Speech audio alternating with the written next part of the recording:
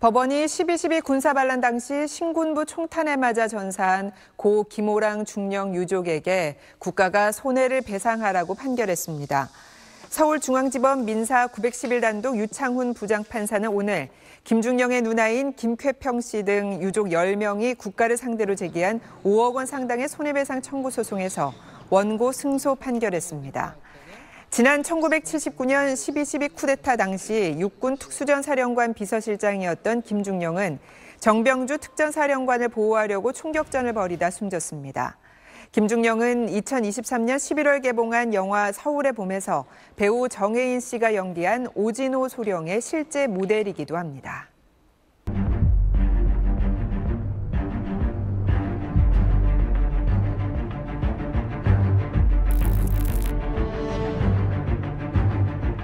아침에 일찍 출근을 하는데 어제 저녁에 삼각지에서 총격전이 일어났다고 그 얘기가 좀 이상하게 들려요.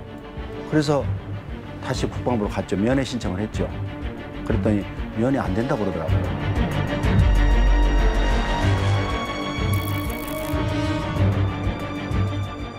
전화가 와서 통합병원으로 오라고 확인했죠. 동생 죽은 것 확인하고 국립묘지도 안장 안 된다고 그랬어요. 동생은 반혁명군이니까.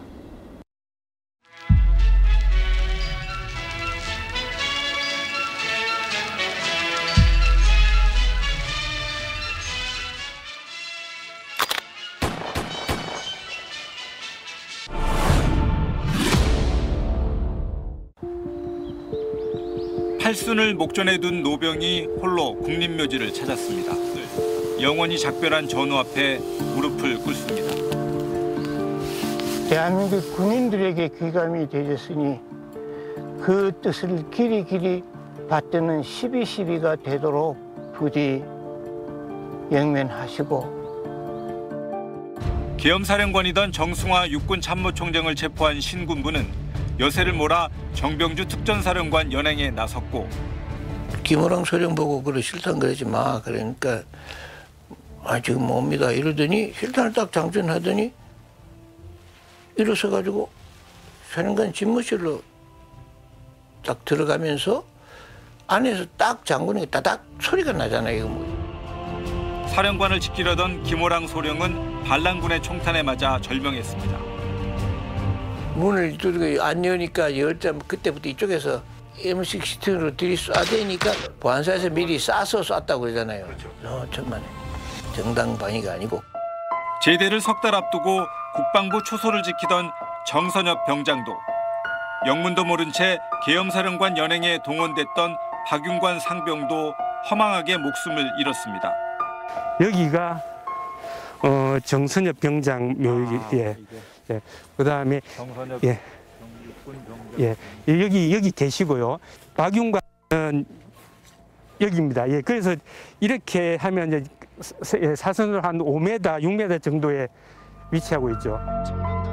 한쪽은 반란군, 한쪽은 진압군에 서야 했던 얄궂은 인연은 일찌감치 유족들이 풀어냈습니다. 가족들은 서로의 묘소에 참배하고 다시는 정치 군인의 권력욕 때문에 꽃다운 젊음을 빼앗기는 일이 없기를. 하지만 서슬퍼런 군사정권 아래 세 사람의 억울한 죽음은 묻혀버렸습니다. 순직이라고 썼네요. 예. 쿠데타라는 것은 사실은 반란하는 상황이니까 그 반란군에게 대항에다가 사망했기 때문에 이거는 전사와 마음먹는 예우를 줘야 되지 않냐. 근데 계엄군의 사망들은 전부 다 적가와의 싸운 걸로 해가지고 전사로 이렇게 처리했다가 이거는 개인이 한 게지만 국가에서 육사나 육군대학이나 안 되면 특전사나 이런 데 해줘야 되는 게 당연하다고 생각하고 있구나. 쿠데타를 제압하지 못했던 패장들의 삶도 고통스러웠습니다. 이랬다가 이거 북한한테 큰일 나요.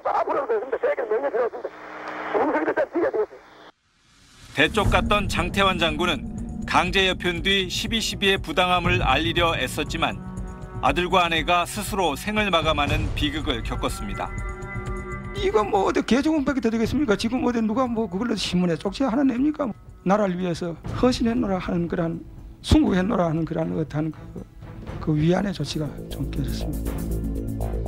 참군인이었던 정병주 장군도 쿠데타 주역들의 사죄를 요구하다 극단적 선택을 했습니다. 노태우가 대통령이 됐지 않습니까? 근데 이 충격이 컸던 것 같아요. 앞으로 또 5년 이상 아무라다 자기 할 수 있는 게 없다. 12.12 청문회도 알맹이 없이 끝났습니다. 12.12 사태는 시해 사건의 수사 도중에 발생한 우발적인 사건이었을 뿐 그 이상도 그 이하도 아닙니다. 이제 42주기를 맞은 12.12. 끝내 사죄 없이 떠난 전두환 노태우 씨의 죽음을 지켜보며 유족들은 다시금 절망했습니다. 용서라는 것이 잘못한 사람이 잘못다 해야 성립이 되는 거잖아요. 그거를 잘못됐다 하는 것이 정말 어렵구나. 마지막 이렇게 죽은 걸 보고 정말 안 됐다. 예, 하루 안 풀립니다. 안 풀려. 죽을 때 그냥 뭉친 그대로 가슴에 묻은 그대로 갈 거예요. 안 될 것 같아요. 자꾸 갈수록 잊어져야 되는데 갈수록 더 커집니다. 가슴에서 커지고 있다고요.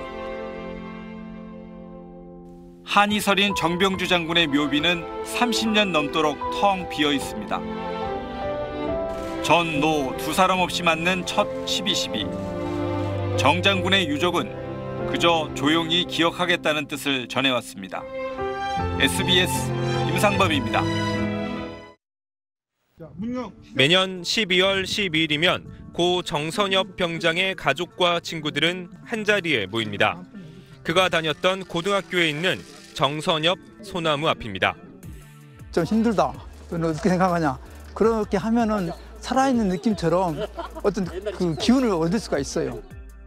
정 병장은 1979년 12월 13일 새벽 육군본부 지하 벙커로 진입하려는 반란군에 저항하다 총상을 입고 숨졌습니다. 중요한 데인데 심참히 갈 수 없다. 그리고 본인이 그곳을 자청해서 갔다고 그래요.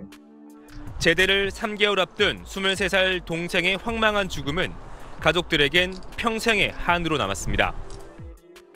아들 그리워하다가 치매도 일찍 오셨고 정말 마음고생 한을 품고 사시다가 가셨죠. 지난 1996년 12.12 관련 전두환 씨 재판에서 반란군이 정 병장을 살해했다는 게 인정됐지만 상처는 쉽게 아물지 않았습니다. 무리한 사람들은 떵떵거리고 잘 살고 반란군을 막았던 사람들은 가족들이 전체적으로 힘들게 살고 있는 것이 정말 힘들었죠. 43년이 지난 지난해에야 순직자에서 전사자로 인정됐지만 다시 싸우고 있습니다. 오인에 의한 총기 사고라며 진상 규명을 외면해왔던 정부를 상대로 위자료 청구 소송을 제기한 겁니다. 국방부는 전사자 배상이 있어 별도 위자료는 이중 배상 금지 원칙에 위배된다고 맞서고 있습니다. 나라를 위해서 책임감 가지고 전사한 건데 그런 식으로 쉽게 생각해버리고 쉽게 이렇게 한다는 게 참 참담하고 어이가 없죠. 조선대학교는 1학기를 마치고 입대한 고 정병장을 기억하기 위해 교내에 조형물을 설치하고 명예 졸업장을 수여하기로 했습니다. SBS 최재영입니다. 12.12 군사 반란에 끝까지 맞섰던 장태환 당시 수도경비 사령관은 신군부 반란 후 누구보다 불행한 가족사를 겪었습니다. 술만 한 잔 먹으면 뭐 아린이고 뭐 엮이고 뭐 다행이들 보안사님들 때려 죽인다 하고 그저 막 난리를 치고 그런 분탕을 지기다 보는데 그 가운데서 그놈이 서울대학에 들어갔습니다. 그 후로 차츰 저도 이제 참 그놈 그 커가는 모습을 참 마음을 달래고 이놈이 떡죽을 부렸다 이겁니다. 이런 눈에 보이는 게 하나도 없죠. 갑자기 실종된 아들이 석연찮은 이유로 시신으로 돌아왔을 때 삶은 더 지옥이 됐습니다. 그놈을 안고 이제 이 차에 올라오는데 얼굴이 찌푸려져 있는데 얼마나 그 저마이가 어떻게 했나 말이야.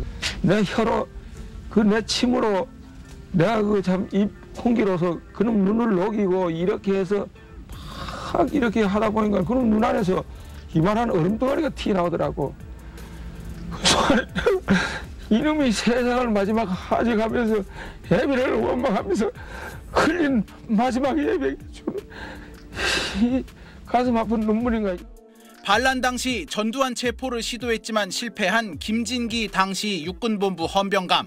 군사 반란 세력의 전리품이 되고 싶지 않다 이러면서 스스로 군복을 벗고 예편을 합니다. 신군부가 득세하는 꼴이 보기 싫다며 섬에 들어가 어렵게 생활하면서도 노태우 정권이 제안한 여러 보직을 모두 거절했습니다. 그때 반군에 가담을 했거나 또 그것을 진압하는 쪽에 있었던 사람들이 살고 있을 때 정정당당하게 법 앞에서 진실을 가려내야 된다고 생각을 합니다. 만약 이것을 역사에 맡긴다고 해서 유야무야하게 넘겨진다면 국가에 대한 범죄에 대해서 그것은 면죄부를 줄 뿐만 아니라 그 반란을 정당화시켜주는 결과가 됩니다. 정병주 특전사령관의 체포를 막다 반란군 총탄에 숨진 김호랑 중령은 야산에 안매장됐습니다. 뒤늦게 현충원으로 옮겨졌지만 부모님과 아내 모두 세상을 떠난 한참 뒤인 2022년에야 뒤늦게 전사자로 인정됐습니다. SBS 김종원입니다.